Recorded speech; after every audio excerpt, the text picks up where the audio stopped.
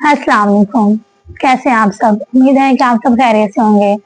तो आज की हमारी गुफ्तगू एक ऐसे अमल पर है जो ना सिर्फ इंसान को कामयाब बनाती है बल्कि आखिरत में भी बुलंद मुकाम दिलाती है, और वो सिर्फ दूसरों की मदद करना है।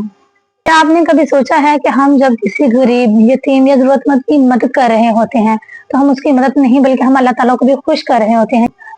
अल्लाह ताला कुरान मजीद में भी फरमाते हैं कि एक दूसरे की नेकी और परहेजगारी में एक दूसरे की मदद करो। मदद करना सिर्फ पैसा देना नहीं बल्कि एक अच्छी बात, दूसरों के चेहरे की मुस्कुराहट बनना या दूसरों का हौसला बढ़ाना भी हो सकता है।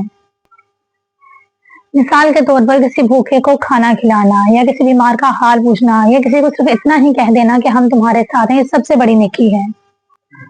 तो याद रखें, जब हम किसी की मुश्किल को आसान करते हैं तो अल्लाह ताला हमारी हर मुश्किल को आसान कर देता है।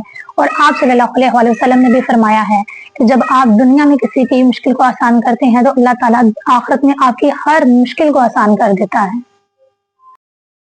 अब सोचें, अगर हम ये चाहते हैं कि हमारी जिंदगी सुकून और खुशियों से भर जाए तो इसके लिए हमें दूसरों की मदद करने की आदत डालनी होगी, क्योंकि ये वो अमल है जो दिल को सुकून और रूह को खुशी बख्शता है और मुआशरे में मोहब्बत फैलाता है। क्योंकि दूसरों को सहारा देना कमजोरी नहीं, असल ताकत है।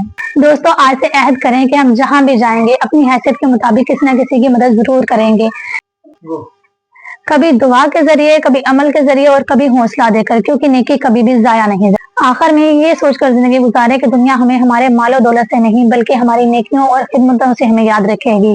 इसी के साथ अपना ख्याल रखें, दुआओं में याद रखें। मिलते हैं नेक्स्ट व्लॉग में। अल्लाह हाफिज।